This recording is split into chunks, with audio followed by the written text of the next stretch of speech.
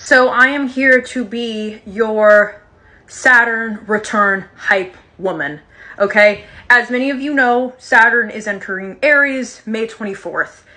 Many of you who have Saturn in Aries were likely born between the years of 96 and 99, right? Some people born during that time may have Saturn in Taurus. The majority of you will have Saturn in Aries. Now, with that being said, I know some people that are about to experience their Saturn return are already feeling the effects of it, right? Things breaking, things kind of going awry, or maybe things are finally clicking and falling into place. If you are looking for, more information about your birth chart and you don't know how to read it yet, you're tired of Googling stuff and not getting any answers, definitely download Astra. I love talking about it because it's really great for people to get personal guidance based off of their personal planets, especially by using the Ask Me Anything tab. With Saturn and Aries kind of being the backdrop of the next few years, the point of this transit is really the art of doing things. Helps you get better at doing things. The energy of Saturn and Aries is interesting because Aries is the child, right? So the child and, being the first sign of the zodiac, there's almost like a naive innocence to Aries that I feel like a lot of people forget. They are almost like war-minded when it comes to how they deal with other people. So when it comes to Aries, we're really embracing this energy of be the asshole. Sometimes it's okay to be the asshole. Someone has to do it, right? And it's so funny because some of us water signs, especially, we feel like a damn villain when it's just setting boundaries. Like water signs, we're out here being like, I feel like a villain. I'm in my villain era. And all we've done is set a boundary or assert ourselves. Right? So that's the fun thing about Saturn and Aries is not only that, does it give you an excuse to just kind of be an asshole, assert yourself, be direct, confront other people's bullshit and your bullshit, because Saturn and Aries is going to give you the audacity to do so. It's also going to be a major wake-up call in terms of recognizing the people in your life who are being selfish. It's Saturn and Aries is going to have you wake up and realize how selfish some people can be and are capable of. Especially in regards to, friendship, and especially in regards to yourself as well, and realizing when it is appropriate to be selfish and when it is not, right? Saturn is kind of the boa constrictor in a sense. And what it does is when it moves into a sign, it's kind of like a rainy cloud on the sign that it's in. So when it comes to Saturn being an Aries, it's we're kind of just realizing, I don't need to be in a vulnerable position. I don't need to be the one getting screwed over. I don't need to be a people pleaser. Aries is opposite Libra, and Libra is the sign of others. Libra is very prone and has a tendency, Libra placements have a tendency to people please. So with Aries being opposite Libra, we're really going to be seeing the effects under Saturn and Aries of saying, I'm not going to be the one getting, the short end of the stick, right? Saturn and Aries is going to be about gaining through the little wins, right? I'm really excited about Saturn and Aries, mainly just because I feel like it's going to be a time where we kind of come into our own, right? It's going to be sort of a bit of a kind of emo coming of age story where you're no longer telling yourself this story of I always lose, I always get screwed over, I'm just such a victim to all of my choices. How about Saturn Aries is going to be okay, why don't you just create your opportunities? Stop waiting for the opportunities and just create it.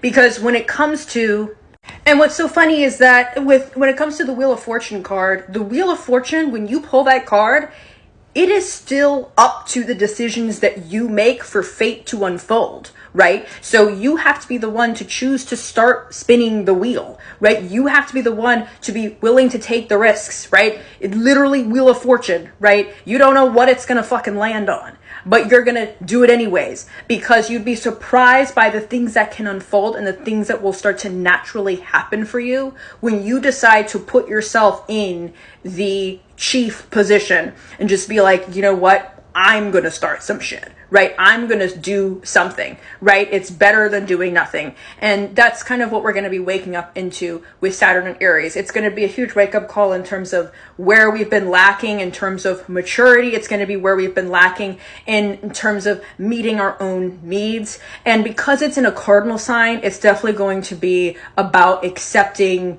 the losses as well, taking the L's. But it's going to be in a way where it's like you just got to keep pushing. And Saturn and Aries is literally saying that at the end of the day, everyone only cares about themselves, right? You don't need to be a martyr. That's Pisces. You don't need to sacrifice yourself, okay, in the name of, you know, whatever ethical, moral code. Like if you are literally becoming a doormat, it's like there's a difference between considering other people. There's a difference between having community versus simply being a doormat. There's a difference between being inconvenienced, right, to maintain necessary relationships versus you're just the person that no one considers, right? You are the person that everyone else decides to just kind of like, oh, she's got it. She can do it by herself. Like she doesn't need, right? And that's the thing about Aries is that there's a very similar sense with that with Capricorn and Aquarius, where Capricorn and Aquarius, right, they have to grow up quickly. But when it comes to the Mars-ruled signs, Aries and Scorpio, it's more so with Mars and with the Mars signs and, you know, Mars placements, Aries, Scorpio, right? It's like people just say to Aries and Scorpio, oh, you've got it handled. You can do it by yourself. You know, like, you've got it. And it's like Aries and Scorpio are like, maybe I do need help at the end of the day. Like, why do I not get that same type of treatment, right? People put this very hardcore, harsh mentality towards Aries and Scorpio. And so that's why it's very hard for Aries and Scorpio to ask for help, because they're just so used to having to take care of things by themselves. And so that's why with Aries and Scorpio moons especially, they tend to be pretty parentified very early on in their life, because very early on they realize that the world can be a very fucked up place and that they have to get themselves out of the rut. No one else is going to hold their hand and do it. Aries and Scorpio realized very early on the types of like the way that the world works in terms of transactions and exchange, in terms of like in terms of like energy exchange, right? This is what I loved about the Sinners movie, because in the Sinners movie, Annie talks about how that's how the vampires work. It's like, to get into your house, they have to be invited in. And it's really important to protect yourself, right? And so when we apply that to Saturn and Aries transit, it's like, you're going to have to learn how to protect yourself spiritually, energetically, right? And really, it's also about knowing that like you are the ignite. If that makes sense. You are the spark that lights up everything else. You are the initiator. You have to be the initiator. Okay? So you can't complain about your circumstances if you yourself are also a part of those circumstances. Aries, especially, you know, with Saturn, Saturn doesn't play any fucking game. Saturn doesn't have patience for bullshit, right? So with Saturn on Aries, it's very much saying, no more crying, right? Pull yourself up pull up your big girl panties, right? And get to fucking work, right? No more complaining. And like, do every single thing that you can possibly do before giving up, right? Cross off all the things everything possible until you say, okay, maybe this doesn't work out, right? Aries is a very extra sign. Aries takes it to the absolute most level. They are functioning. Every single thing they do is extra. Lady Gaga is an Aries. We found out recently Beyonce is an Aries rising. These are women that show up 110% when it comes to the things that they're passionate and they care about.